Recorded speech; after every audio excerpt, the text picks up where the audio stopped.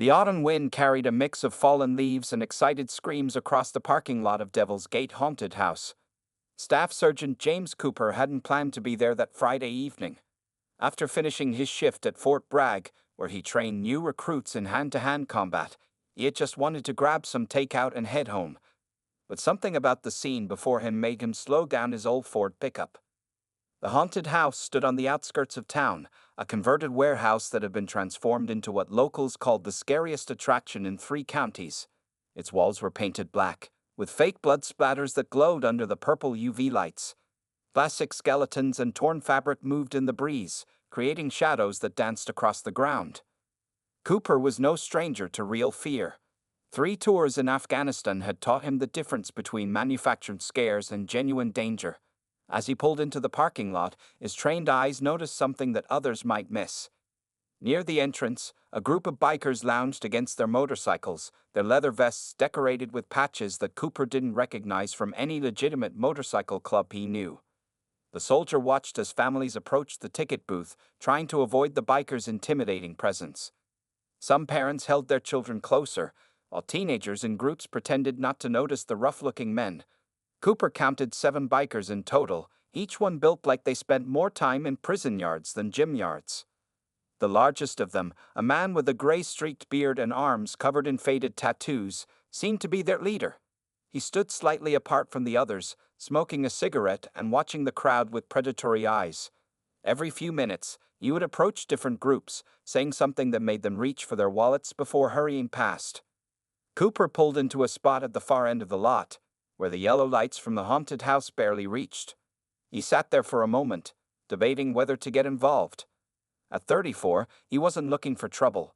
His commanding officer had just recommended him for promotion to Sergeant First Class, and he had a promising career ahead of him training Special Forces candidates. But then he saw something that made the decision for him. A young family, mother, father, and 2 small children, approached the entrance. The father carried a little girl in a princess costume, while a boy who couldn't be more than 7 clutched his mother's hand. The biker leader stepped in front of them, blocking their path to the ticket booth. Even from his distance, Cooper could see the father's face pale as the other bikers began to circle the family. The little girl buried her face in her father's shoulder, and the boy started to cry. The mother opened her purse with shaking hands. That was enough. Cooper stepped out of his truck, his combat boots crunching on the gravel. He wasn't wearing his uniform, just jeans, a plain black t-shirt, and his old army jacket, but he carried himself with the quiet confidence that came from years of service and survival. As he walked toward the entrance, Cooper took in every detail. The way the bikers positioned themselves told him they were used to intimidation, but probably hadn't faced real resistance. Their stance was sloppy, overconfident. 2 of them had knife sheaths on their belts, but their positioning suggested they weren't trained fighters. The autumn air grew colder as the sun dipped below the horizon. More screams echoed from inside the haunted house, the fake kind, from people enjoying a safe scare. But Cooper knew that real fear was silent. It was in the way that families stood frozen, in the tears on the little boy's face, in the mother's trembling hands. He wasn't looking for a fight, but 20 years in the army had taught him that sometimes trouble finds you anyway. And when it does, you don't back down. Cooper straightened his shoulders and kept walking. Behind him, the haunted house's neon sign flickered to life, casting alternating red and blue shadows across the parking lot. The night was about to get interesting, but not in the way the haunted house had planned. Cooper reached the family just as the biker leader was explaining his parking security fee. The man, who towered over the frightened father, had a voice that sounded like gravel being crushed. $20 ensures nothing happens to your car while you're inside, the biker was saying, a cruel smile playing on his lips. It'd be a shame if something happened to it with your kids' Halloween costumes inside. The father was reaching for his wallet when Cooper stepped between them. He kept his voice calm and steady, the same tone he used when training nervous recruits. They've already paid for their tickets, Cooper said. They don't owe you anything else. The biker leader turned slowly, sizing up the newcomer. Up close, Cooper could see the name Razor poorly tattooed on his neck. His leather vest was covered in patches, some showing skulls, others with words Cooper wouldn't repeat in front of children. Mind your own business, boy, Razor growled, his breath heavy with cigarette smoke. This is between me and this nice family here." Cooper didn't move. Instead, he turned slightly to the father behind him. "Sir, please take your family inside. The ticket booth is right there." He kept his eyes on Razor but spoke clearly to the family. "Everything will be fine." The mother quickly understood, grabbing her husband's arm and pulling him toward the entrance. Their son was still crying, but quietly now. The little girl in the princess dress peeked over her father's shoulder at Cooper, and he gave her a small, reassuring smile. Razor's face turned red with anger as he watched his targets escape. The other 6 bikers began moving closer, forming a loose circle around Cooper. The crowd near the entrance pretended not to notice, but Cooper saw several people pulling out their phones. Good. Someone was probably calling the police. "You just cost me $20, Razor snarled, poking Cooper's chest with a thick finger. "Now you owe me 40, plus interest for wasting my time." Cooper looked down at the finger touching his chest, then back up at Razor. His voice remained calm, but took on an edge that made 2 of the younger bikers step back slightly. "I'm going to say this once," Cooper said. "You and your friends are going to stop harassing families. You're going to leave this place, and you're going to do it now." One of the bikers, a skinny man with a patchy beard, laughed nervously. "There's 7 of us and 1 of you, genius. How do you think this is going to go?" Cooper didn't bother looking at him. He kept his eyes fixed on Razor, knowing he was the key. In the military, he'd learned that groups like this were like snakes. Cut off the head, and the body falls apart. 7 of you, Cooper agreed. All wanting to prove how tough you are by scaring children and taking money from families trying to enjoy Halloween. He shook his head slightly. "That's not going to work anymore."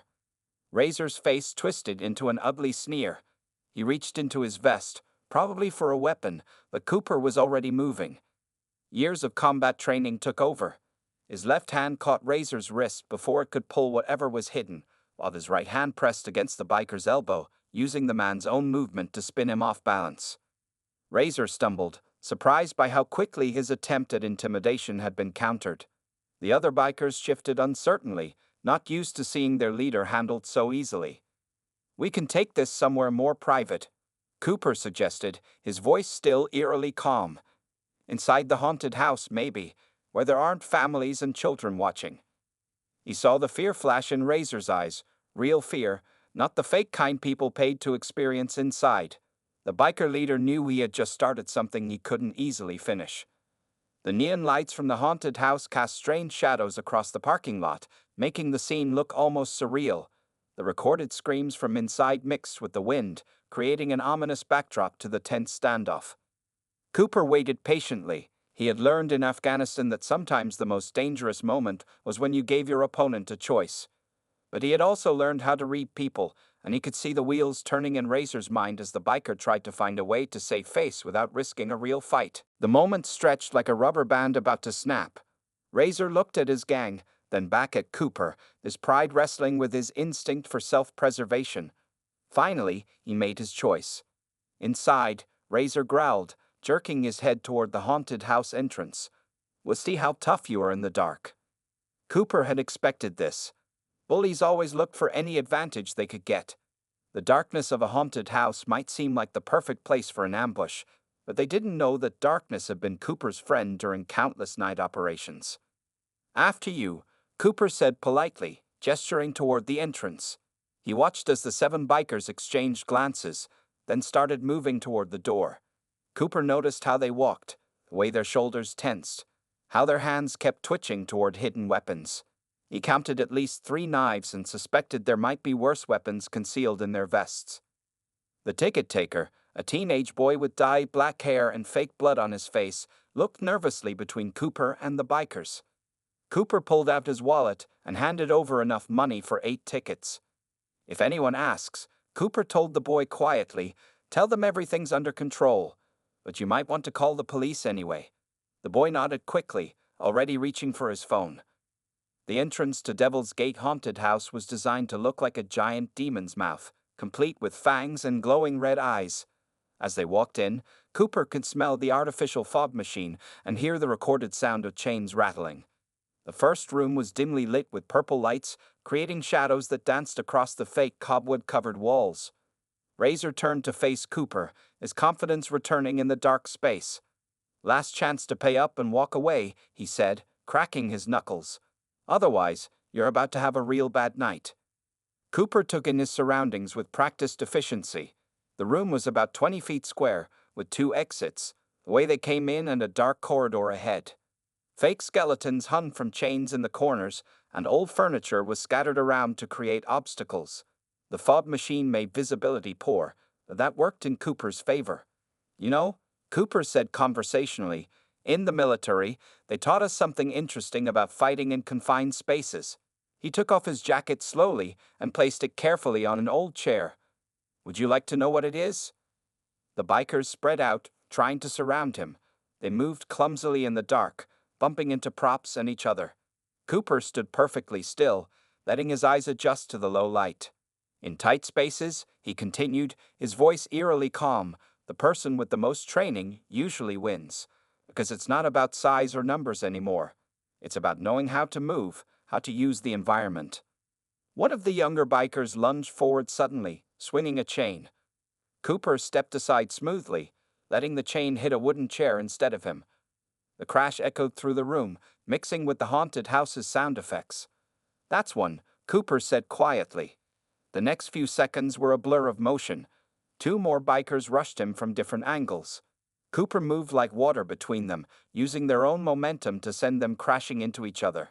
Their heads knocked together with a dull thud, and they slumped to the floor, groaning. "That's 3, Cooper counted, his breathing still steady. Razor watched in growing disbelief as his tough guy image crumbled.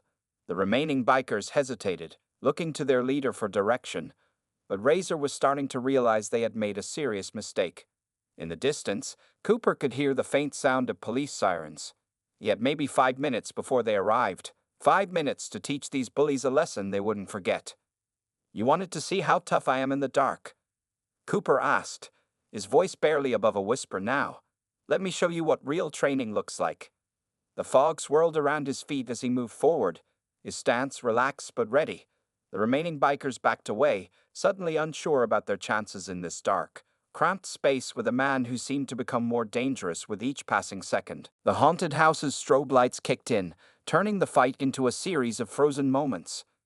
Cooper moved between the flashes like a ghost, his military training making the darkness feel like home. The remaining 4 bikers, including Razor, spread out in what they thought was a smart formation. A recorded scream echoed through the speakers, making one of the younger bikers jump. Cooper noticed his nervousness and filed it away as useful information. In the strobe light, he could see sweat running down Razor's face despite the cool air. "You don't know what you're dealing with," Razor shouted, trying to sound tough, but his voice shook slightly. "We done time in prison. We're not afraid of one man." Cooper stepped over the groaning bodies of the 3 bikers he had already dealt with. "Prison fighting is different from military training," he said calmly. "In prison, you learn to look tough. In the military, we learn to end fights quickly." A haunted house actor in zombie makeup suddenly appeared through a hidden door, ready to scare visitors. He froze when he saw the scene in front of him. 3 men on the floor, 4 angry bikers, and Cooper standing calmly in the middle. Cooper turned to him briefly. "Sir, you might want to clear this area," he said politely. "Things are about to get interesting." The actor nodded quickly and disappeared back through his hidden door. Cooper could hear him radioing to other staff members, warning them to stay away from this section. Razor pulled out a switchblade, its metal catching the strobe lights. "Let's see how your fancy training deals with this," he snarled. Cooper sighed. In Afghanistan, he had disarmed men with much more dangerous weapons than a switchblade. "The knife makes you more predictable," he explained, as if he were teaching a class. "You'll focus on trying to use it instead of protecting yourself." One of the bikers tried to sneak up behind Cooper while he was talking. Without looking back, Cooper sidestepped, caught the man's arm, and used his momentum to send him crashing into a prop coffin. The wooden box broke apart with a loud crack. "That's 4, Cooper counted. The strobe lights created a disorienting effect, but Cooper had trained for worse conditions. He could hear the remaining bikers' heavy breathing, their boots scuffing on the floor as they moved. The haunted house's fake fog drifted around their feet, adding to the surreal scene. A chain rattled in the darkness to his left, another biker trying to be clever. Cooper waited until he heard the whistle of the chain swinging through the air. Then he ducked, letting the chain hit Razor instead. Razor cursed loudly as the metal struck his shoulder. 5. Cooper said as the chain-wielding biker lost his balance and stumbled into a wall. Now, only Razor and one other biker remained standing. The police sirens were getting closer, maybe 2 minutes away. Cooper needed to end this quickly. The last biker, a tall man with a scarred face, pulled brass knuckles from his pocket. Cooper almost smiled. They still didn't understand that weapons didn't matter in a space this tight, with visibility this poor. "Boss," the scarred biker called out to Razor, "this guy's not normal. Maybe we should." He never finished his sentence. Cooper closed the distance between them in 2 quick steps. His elbow found the pressure point in the biker's shoulder, while his other hand trapped the brass knuckles. A quick twist, a sharp intake of breath from the biker, and the man dropped to his knees. 6. Cooper counted softly. Now it was just him and Razor. The biker leader stood in the strobing darkness, his knife still out, but his hand was shaking visibly now. Around them, the haunted house continued its show, creaking doors, ghostly moans, rattling chains mixing with the real groans of the fallen bikers. "It's just you and me now," Cooper said, his voice still eerily calm. "Want to see what Lesson 7 looks like?" Razor backed away slowly, his boots crunching on the broken pieces of the prop coffin. His knife trembled in his hand as he watched 6 of his toughest men lying on the ground, defeated in just minutes by this mysterious stranger. "Who are you?" Razor demanded, his voice cracking. The strobe lights cast strange shadows across his face, making his fear more visible. "Some kind of cop?" Cooper shook his head slowly. "Just a soldier who doesn't like bullies." He took a step forward, moving as smoothly as water. "You still have a choice, Razor. Drop the knife, walk away, and never bother families here again." A mechanical ghost floated by on its track above them, its recorded wail mixing with the groans of the fallen bikers. The police sirens were very close now. Cooper could see the red and blue lights starting to flash through the haunted house's small windows. Razor's face twisted with rage and humiliation. "I'm not going back to prison," he snarled. Then he lunged forward, slashing wildly with his knife. Cooper had been expecting this. In his experience, men like Razor always chose violence when cornered. The knife cut through empty air as Cooper stepped aside, letting Razor's momentum carry him forward. "Your mistake," Cooper said calmly, "is thinking that the knife makes you dangerous." His hand shot out, catching Razor's wrist in a grip learned through years of combat training. A weapon is only useful if you know how to use it properly. Razor tried to pull free, but Cooper's grip was like iron. The biker leader threw a punch with his free hand, but his technique was sloppy. All anger and no skill, Cooper blocked it easily. "In the military," Cooper continued, his voice still calm and instructional, "they teach us that most fights end in the first few seconds." He twisted Razor's wrist, using pressure points that made the biker's fingers open involuntarily. The knife clattered to the floor. The winner is usually the one with better training, not better weapons. Razor's eyes widened in panic as he realized how completely outmatched he was. He tried to headbutt Cooper, but Cooper had already moved. In one smooth motion, Cooper stepped behind Razor, using the biker's own momentum against him. "They also teach us about leverage," Cooper explained, as if he were giving a lesson.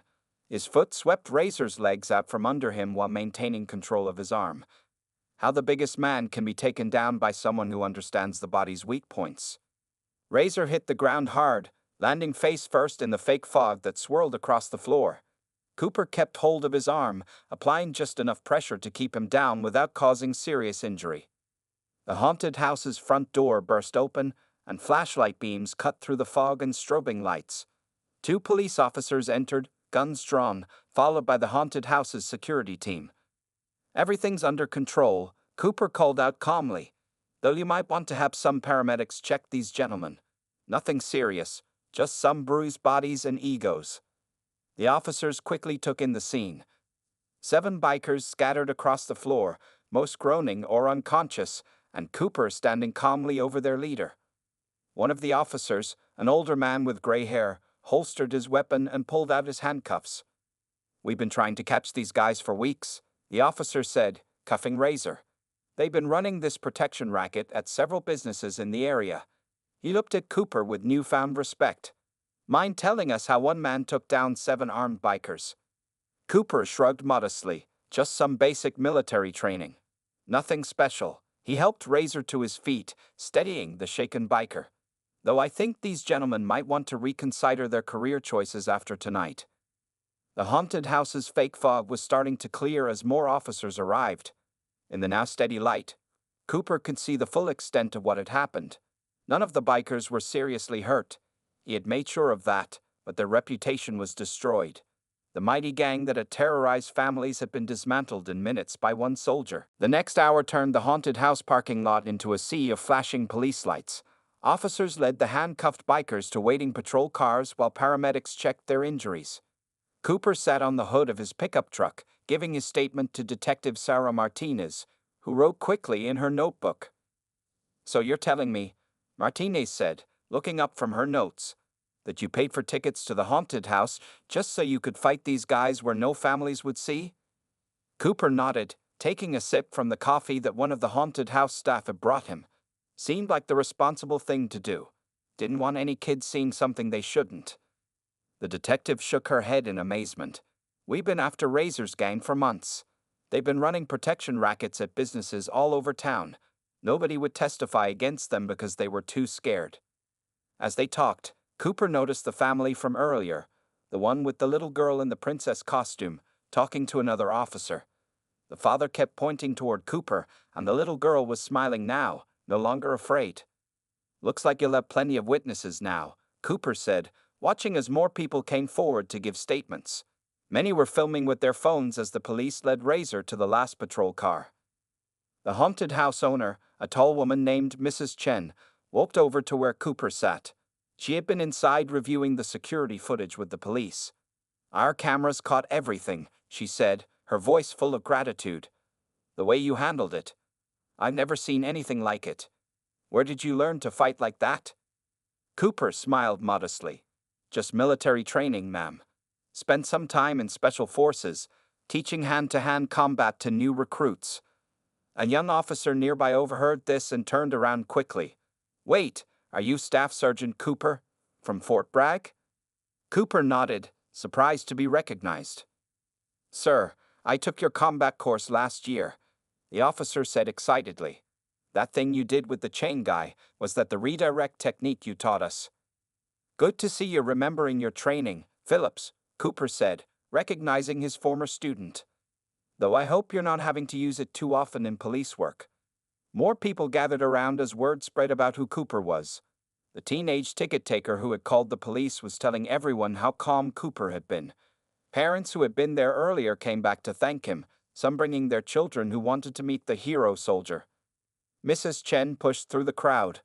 "Sergeant Cooper, I'd like to offer you a permanent free pass to the haunted house. Though," she smiled, "I doubt anything inside can scare you after what you've been through." Cooper thanked her politely but declined the offer. "To be honest, ma'am, I prefer my Halloween celebrations a bit quieter." Detective Martinez finished her notes and closed her notebook. "Well, Sergeant, you've done this town a huge service. These guys won't be bothering anyone for a long time." She handed him her card. "Though we might need you to testify when this goes to court." The little girl in the princess costume finally worked up the courage to approach Cooper. Her father stood nearby, beaming with gratitude. "Are you really a soldier?" she asked, looking up at him with wide eyes. Cooper knelt down to her level, smiling gently. "Yes, I am. And you know what? You were very brave tonight, too." She grinned, showing a missing front tooth. "I wasn't scared," she declared proudly, though everyone knew that wasn't quite true. "Being brave doesn't mean you're not scared," Cooper told her. "It means doing the right thing even when you are scared." The crowd slowly began to disperse as the police finished their work. The haunted house staff started cleaning up the broken props, joking about adding a real fight scene to their attraction. Cooper watched as the last patrol car drove away with Razor in the back seat, the biker leader's tough guy image completely shattered. 1 month after the haunted house incident, Cooper sat in his favorite diner, enjoying his Sunday morning coffee. The newspaper next to his plate carried a small article about Razor and his gang receiving their prison sentences. The story had finally come to an end, or so Cooper thought. The bell above the diner's door chimed, and Cooper looked up to see the family from the haunted house walking in, the father, mother, and their 2 children. The little girl, no longer in her princess costume but wearing a casual dress, spotted him first. "Look, Mom, it's the soldier," she exclaimed, pulling on her mother's sleeve. The family paused, then the father led them over to Cooper's table. "Sergeant Cooper," the father said, extending his hand. "We've been hoping to run into you again. I'm Tom Martinez.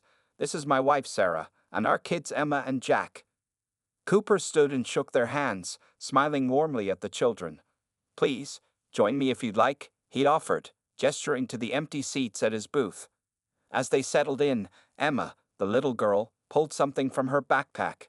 It was a drawing she had made in school, a crayon picture of a soldier standing in front of a haunted house, protecting a family from scary-looking figures. "My teacher asked us to draw about heroes in our community," she explained proudly, sliding the picture across the table to Cooper. "I got an A+. Cooper looked at the drawing, touched by the simple but powerful way the child had captured that night. In her version, he looked like a superhero, standing tall and brave. "Thank you, Emma. This means a lot to me," he said sincerely, carefully folding the drawing and putting it in his jacket pocket. Tom cleared his throat. "We wanted you to know that what you did that night, it changed things around here. Mrs. Chen told us business at the haunted house doubled after your story got out. Other business owners who were being threatened by similar gangs came forward to the police." Sarah nodded in agreement. "The whole community feels safer now. And our kids learned an important lesson about standing up to bullies. Though maybe not quite as dramatically as you did," Tom added with a laugh. The waitress came by to take their orders, and Cooper insisted on buying breakfast for the family. As they ate, Jack, who had been quiet until now, finally worked up the courage to ask a question. "Are you going to be in the Veterans Day Parade next week?" the boy asked hopefully. "My whole class is going to watch it." Cooper shook his head. "Actually, I'll be teaching that day, training new soldiers who want to serve their country. Teaching them to be heroes like you." Emma asked, maple syrup dripping from her fork. Cooper smiled gently. "I'm not a hero, Emma. I'm just a soldier doing his job. The real heroes are the people who stand up for what's right every day, even in small ways, like being kind to others or helping someone who needs it." As they finished breakfast, more people in the diner began to recognize Cooper, but instead of making a fuss, they simply nodded respectfully or gave him quiet thanks as they passed. That was exactly how Cooper preferred it. When the Martinez family got up to leave, Emma gave Cooper a quick hug. "I'm going to be a soldier when I grow up," she declared. "Just like you." "Remember what I told you about being brave?" Cooper asked her. Emma nodded seriously. "It's not about not being scared. It's about doing the right thing even when you are scared." "That's right," Cooper said, smiling. "And you can do that no matter what job you choose."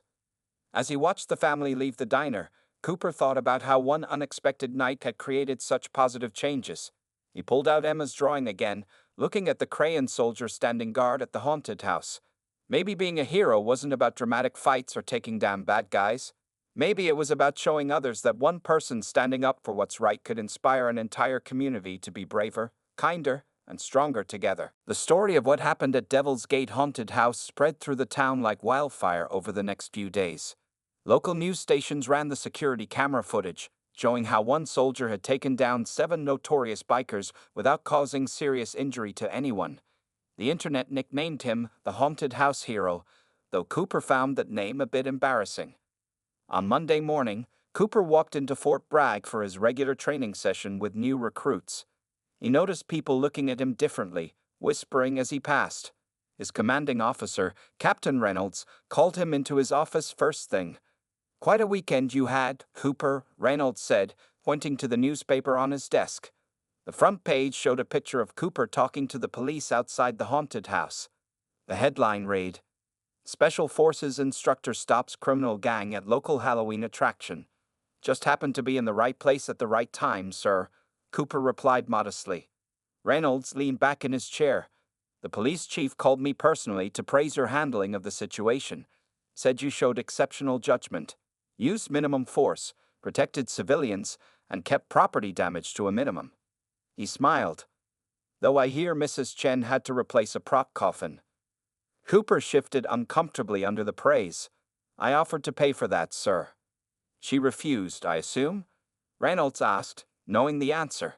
When Cooper nodded, the captain continued, Well, your actions reflect well on the entire unit. The mayor wants to give you a civilian service award. That's really not necessary, sir. Cooper started to protest, but Reynolds held up his hand. It's not just about you, Cooper. It's about showing people what kind of men and women we train here. How we teach soldiers to protect people, not just fight. Outside the office, Cooper could hear his new class of recruits arriving for morning training. Through the window, he saw them gathering in the yard, some of them holding newspapers and pointing at his picture. There's something else, Reynolds said, pulling out some paperwork. That promotion to Sergeant First Class we were discussing. It's been approved. Your actions this weekend just confirmed what we already knew about your character. Cooper stood a little straighter. Thank you, sir. As he left the office and walked toward his waiting class, Cooper's phone buzzed. It was a text from Detective Martinez. The message read, Razor and his gang just took a plea deal. They're all going away for a long time. The DA says your testimony won't be needed. Thought you'd want to know. Cooper smiled slightly as he put his phone away. His new recruits snapped to attention as he approached, though he could see the excitement in their eyes. They were clearly bursting with questions about the haunted house incident. All right, Cooper addressed the class. I know you all probably have questions about what happened this weekend. But first, let's talk about why it happened. About what it means to be a soldier, not just in combat, but in everyday life. The recruits listened intently as Cooper began his lesson. He used the haunted house incident to teach them about situational awareness, threat assessment, and most importantly, the responsibility that came with their training. The skills we teach you here aren't just for the battlefield, he explained. They're about protecting people who can't protect themselves, about standing up when others back down, about doing what's right, even when it's not easy. One young recruit raised his hand. Sergeant, is it true you took down 7 bikers in less than 5 minutes? Cooper shook his head with a slight smile. The number of opponents doesn't matter. What matters is how you handle the situation. Remember, our job isn't to prove how tough we are. It's to protect people and resolve threats with minimum force necessary. The class nodded, scribbling notes. Cooper saw real understanding in their eyes, beyond just the excitement of the story. They were beginning to grasp the deeper lesson that being a soldier meant more than just knowing how to fight.